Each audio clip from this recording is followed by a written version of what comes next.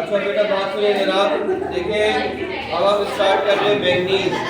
और जो मैंगनीज है उसका जो इलेक्ट्रॉनिक कॉन्फ़िगरेशन है that and in 4s2 3d5।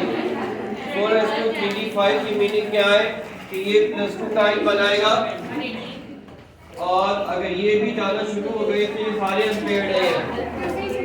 जब ये सारे के सारे अनपेयर्ड है तो ये +3 भी बनाएगा, एक और चला गया तो +4, एक और चला गया तो +5, फिर +6, और अगर आखिरी भी चला गया तो +7। तो ये इसकी पॉसिबल ऑक्सीडेशन स्टेट होती है। और ये जो है एक बड़ा स्ट्रॉन्ग ऑक्सीडाइजिंग एजेंट है, और इसकी ऑक्सीडेशन जो है ना, ये जो ऑक्सीडाइजिंग एजेंट का काम कर रहा होता है ये in the presence of acidic medium भी कर रहा होता है और in the presence of basic medium भी कर रहा होता है। तो हम देखेंगे कि क्या फर्क पड़ता है कि जब when it acts as an oxidizing agent in the presence of acid and what happens when it acts as an oxidizing agent in the presence of a base। ठीक है, और इसकी टाइट्रेशन आप लोगों ने की है। इसकी जो टाइट्रेशन है ना, रिडॉक्स टाइट्रेशन आपने इसकी की है फेरस सल्फेट के साथ। ये फेरस को ऑक्सीडाइज करता है फेरस से फेरिक में बेटा, यानी ये फेरस को +2 से +3 के अंदर लेके जाता है, ऑक्सीडाइज करता है। ठीक है, तो ये ऑक्सीडाइजिंग एजेंट KMnO4 और फेरस सल्फेट की ऑक्सीडाइजिंग एजेंट रिडॉक्स टाइट्रेशन आप लोगों ने फर्स्ट ईयर में की है। और आपको याद होगा कि उस टाइट्रेशन के अंदर आप KMnO4 लेते ब्यूरेट के अंदर, फेरस सल्फेट लेते पाइपेट के अंदर, और सल्फ्यूरिक एसिड आप हाफ टेस्ट उसके अंदर डाल रहे होते हैं। अक्सर ये होता है कि आप लोगों से जब पूछा जाता है वाइवा के अंदर कि बेटा आपने सल्फ्यूरिक एसिड को डाल दिया कॉनिकल फ्लास्क के अंदर, ये बता बेस कौन सा है, तो फिर आप तुक्के मार रहे होते हैं कि बेस फेरस सल्फेट है, या फिर आप कह रहे होते हैं कि बेस KMnO4 है। ठीक है, हालांकि ऐसा कुछ भी नहीं है कि आपने कॉनिकल फ्लास्क के अंदर जो फेरस सल्फेट के साथ हाफ टेस्ट सल्फ्यूरिक एसिड डाल रहे होते हैं, that is just acting as a medium. वो एक मीडियम का काम कर रहा होता है, वहां पे एसिड बेस टाइट्रेशन ये नहीं है, इसमें कोई न्यूट्रलाइजेशन नहीं होती है। ठीक है, तो याद रखिएगा कि यहाँ पे भी सल्फ्यूरिक एसिड डाल रहा होता है, वो एक मीडियम का काम कर रहा होता है जिसके अंदर जो है ना वो रिडॉक्स रिएक्शन कैरी आउट हो रहा होता है। याद होगा आपको कि जब हम लोगों ने जो बैलेंसिंग रिडॉक्स इक्वेशन की थी, आपको याद होगा कि रिडॉक्स इक्वेशन या तो बैलेंस हो रही होती है और एसिडिक मीडियम में, या फिर वो बैलेंस हो रही होती है बेसिक मीडियम में। इसलिए कि अगर आप एसिडिक या बेसिक मीडियम नहीं दो तो चार्ज बैलेंस नहीं हो रहा होता। ठीक है, तो ये मीडियम के अंदर जो है ये मीडियम के लिए मीडियम का काम कर रहा होता है। ठीक है, अब देखिए हम आते हैं KMnO4 के ऊपर। तो पोटेशियम जो है पोटेशियम पर मैग्नेट की अगर बात करें तो KMnO4 में ये तो -8 हो गई ऑक्सीजन और पोटेशियम +1 हो गया, तो मैंगनीज पर क्या चार्ज होगा +7। ठीक है, तो मैंगनीज जो है ना ये +7 के अंदर अपनी बड़ी हाई ऑक्सीडेशन स्टेट पर है। ये बेसिकली अपनी हाईएस्ट ऑक्सीडेशन स्टेट के ऊपर है। इसकी इलेक्ट्रॉनिक कॉन्फ़िगरेशन के अकॉर्डिंग तानिया KMnO4 के अंदर मैंगनीज अपनी हाईएस्ट ऑक्सीडेशन स्टेट पर है। और याद रखिएगा कि जो अपने हाईएस्ट ऑक्सीडेशन स्टेट पर होते हैं उनके पास इसके अलावा और कोई चॉइस नहीं होती कि वो नीचे आए। ठीक है, तो वो खुद नीचे आते ही रिड्यूस होते हैं, और जब वो खुद रिड्यूस होते हैं तो दूसरे को क्या करेंगे, ऑक्सीडाइज करेंगे। ठीक है, तो why is KMnO4 an oxidizing agent? Because in KMnO4 manganese is in its highest oxidation state, it has no other choice than to come down, and when it comes down, when it reduces, it oxidizes others। ठीक है बेटा, अब देखिए potassium permanganate oxidising agent के तौर पर आपने use किया था। इसमें एक और खास बात है कि आप लोगों ने इसको अपर मेनिस्कस रीड किया था। अपर मेनिस्कस क्यों रीड करते हैं, इसलिए कि कलर्ड सॉल्यूशन की हमेशा अपर मेनिस्कस रीड कर रहे होते हैं, इसलिए कि कलर्ड सॉल्यूशन में अगर तो लोअर मेनिस्कस बनी हुई है तो आपको नजर नहीं आएगी। ठीक है ना? अब ये देखो अल्कलाइन मीडियम में इन्होंने पहले बताया कि अल्कलाइन मीडियम में क्या होगा।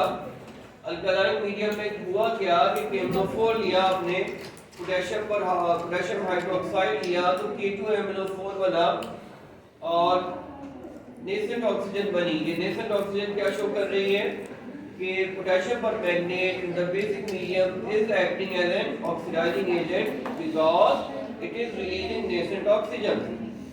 ठीक है बेटा? K2MnO4 को जरा देखो, K2MnO4 के अंदर this is K2MnO4, so potassium is +2, 2 potassium +2 and 4 oxygen -8. What is manganese? +6. तो क्या हुआ मैंगनीज इस रिएक्शन में +7 से +6 के अंदर क्या हुआ है? रिड्यूस हुआ है और नेसेंट ऑक्सीजन से रिलीज किए। बहरहाल वो जो पोटेशियम पर मैंगनीज बना, पोटेशियम मैंगनीज जो बनता है वो वाटर के साथ रिएक्शन करके मैंगनीज डाइऑक्साइड बना लेता है और मजीद वो ऑक्सीजन रिलीज करता है। मैंगनीज डाइऑक्साइड के अंदर फाइनली हमें क्या मिला है? ये सारा रिएक्शन बेस में ही चल रहा है ना, और हमें क्या मिला है? MnO2। MnO2 जो है उसमें ऑक्सीजन हो गई है -4, तो मैंगनीज हो गया +3। तो ये मैंगनीज का सफर कहाँ आके खत्म हुआ? +7 से चला 6 में आया, फिर 6 से चला और 3 में आया।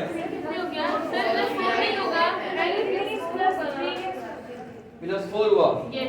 ठीक है, सही कहा आप लोगों ने।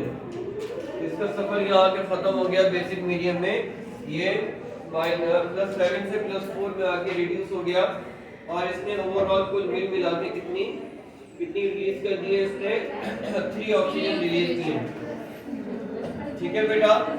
आगे चलें।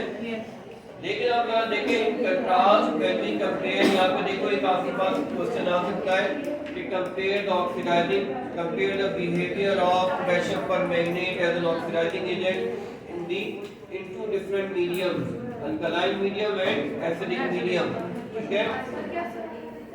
Compare the oxidising behaviour of potassium permanganate in acidic and basic medium.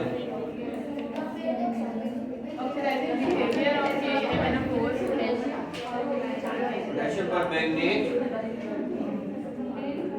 In acidic and basic medium. अब बेटा देखो, जब यही इसको माहौल बदल जाता है, हालात चेंज हो जाते हैं और एसिडिक मीडियम आ जाता है, तो पोटेशियम परमैंगनेट पहले रिएक्शन के अंदर 5 ऑक्सीजन 5 नेसेंट ऑक्सीजन रिलीज कर रहा है और ये खुद जो है वो रिड्यूस होगी। क्या बनाया इसने? MnSO4।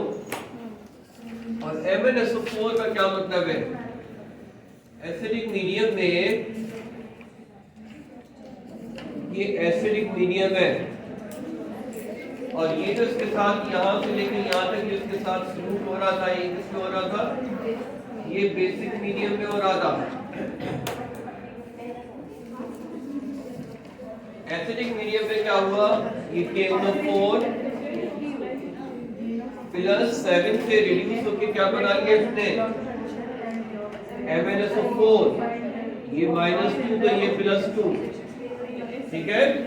यानी इसका क्या मतलब हुआ कि इसके साथ एसिडिक मीडियम में कुछ ज्यादा बुरा सलूक हुआ है। सही है ना? ये +7 से रिड्यूस होता होता बेचारा कहाँ तक आ गया? +2 तक आया है। ठीक है? और ऑक्सीजन की क्या रिलीज की है इसने? ज्यादा रिलीज की है। और ये देखो कि ये जो हमारे पास नेक्स्ट इक्वेशन है ना, नेक्स्ट इक्वेशन इसी की आयनिक इक्वेशन है। आपको याद है रिडॉक्स इक्वेशन हमने पढ़ी थी ना, मॉलिक्यूलर पढ़ी थी और आयन इलेक्ट्रॉन मेथड देखा था। तो ये आयनिक इक्वेशन दी गई है वहां, जैसे वहां पे होती थी, इसमें और कोई खास बात नहीं है।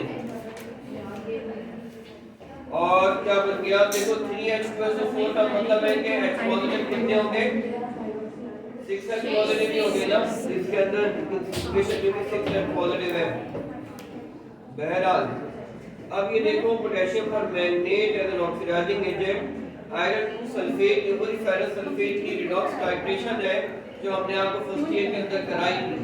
और अगर आप इसके अंदर गौर करें तो पोटेशियम फेरस सल्फेट जो है वो फेरिक सल्फेट के अंदर क्या हुआ है, ऑक्सीडाइज हुआ है, और आयरन +2 से +3 के अंदर ऑक्सीडाइज हो गया, और पोटेशियम पर मैंगनीज में मैंगनीज +7 से +2 के अंदर रिड्यूस हुआ है। ऑक्सैलिक एसिड, देखो बेटा ये जो ऑक्सैलिक एसिड की टाइट्रेशन है ना, ये भी हमने आप लोगों को कराई थी फर्स्ट ईयर में, ये वो वाली टाइट्रेशन है जिसको हमने आपको हीट करके करा दिया, याद है? एक टाइट्रेशन थी जिसमें हमने कहा था कि इसको यू कीप ऑन हीटिंग, जब आपको इसकी नेक के ऊपर कुछ वेपर्स बनते नजर आना शुरू हो जाए तो आप हीटिंग स्टॉप कर दो, फिर दोबारा टाइट्रेट करना शुरू कर दो, ठीक है? तो ये भी एक बाइपास रिडॉक्स रिएक्शन होता है। इसके अंदर क्या होता है कि oxalic acid is oxidised to carbon dioxide. देखो आपको रिएक्शन में कार्बन डाइऑक्साइड बनती हुई नजर आ रही है, ऑक्सैलिक एसिड ऑक्सीडाइज हो गया कार्बन डाइऑक्साइड में, और हमने ये देखा था, कल भी ये देखा था कि जब ऑक्सैलिक एसिड ऑक्सीडाइज होता है तो कार्बन डाइऑक्साइड बनता है because of the loss of hydrogen.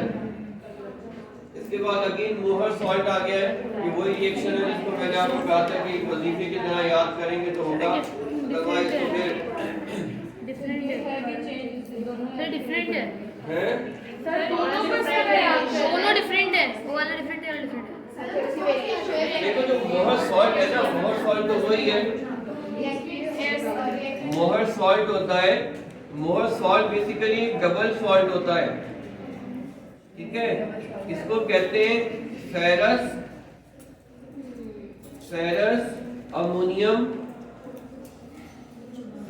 Ammonium sulphate कहते हैं इसको, ठीक है? इसमें देखो फेरस सल्फेट कैसा होगा, ऐसा होगा, सल्फेट -2 और आयरन +2, और अमोनियम सल्फेट कैसा होगा, NH4 अमोनियम और सल्फेट ऐसा होगा। सही है कि सही नहीं है? अमोनियम को जब कोई रेडिकल मल्टी एटॉमिक होता है ना, एक से कोई रेडिकल ऐसा जिसमें एक ज्यादा एटम हो तो उसको ब्रैकेट में रखते हैं, दाहो तो नहीं रखते। सही है कि सही नहीं है? ये सही नहीं है। ये देखो ये -2 होता है, ये +1 होता है, तो 2 मिलेंगे तब ये जाके +2 बनेगा। सही है? अब तो सही है, ठीक है? तो ये कहलाते हैं, ये डबल सॉल्ट कहलाते हैं, ठीक है? अब इसको जो आप जो है ना, इसके बाद इसकी टाइट्रेशन दे दीजिएगा। टाइट्रेशन बहुत आसान है, मोहर सॉल्ट की टाइट्रेशन भी हमने आपको कराई थी और ये आपकी एग्जाम में भी आएगी, ठीक है? मोहर सॉल्ट की टाइट्रेशन आपके कोर्स में है, हमने करी थी या नहीं करी थी, मतलब अगर की भी होगी तो ये नहीं पता होगा कि मोहर सॉल्ट मदरसा में आपकी हमने तो हर टाइट्रेशन हमने सॉल्ट को लैब में यूज किया। आपको पता नहीं चला लेकिन आपने यूज कर लिया, इसलिए कि आपके टाइट्रेशन में आपको सॉल्यूशन बना के दिया था। ये यूज कर लिया, पर नाम नहीं कलरलेस, नियरली कलरलेस सॉल्यूशन होता है। सर भी वही कह रहे हैं। बात सुनो बेटा, ऐसे कितने शोर में कैसे पढ़ाऊंगा?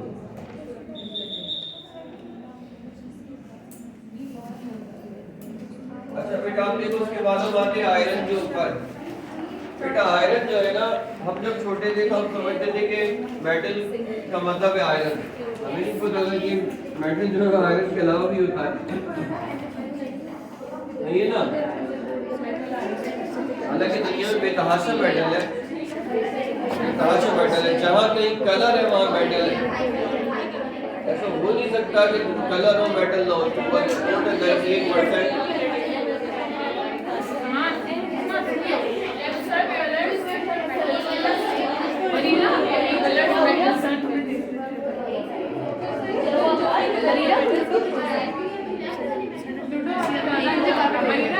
बालों तक में मेटल है, और जगह चार कलर में मेटल है।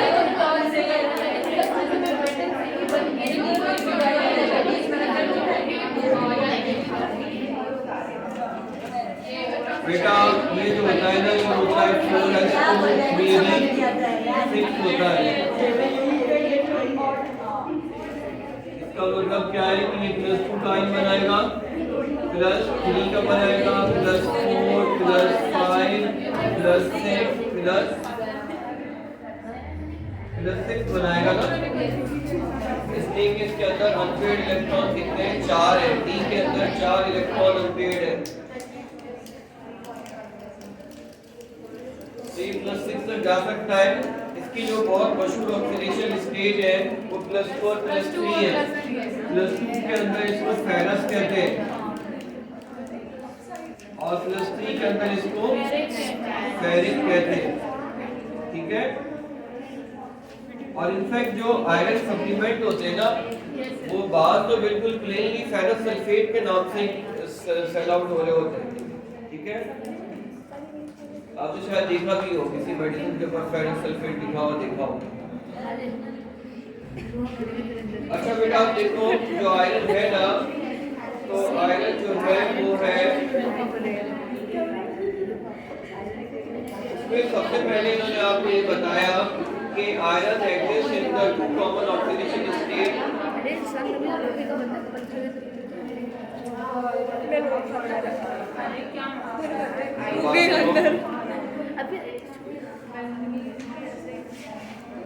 आयरन +2 +3 की फॉर्म में एग्जिस्ट करेगा in aqueous solution. Iron is readily oxidised from +2 to +3। Iron के अंदर ये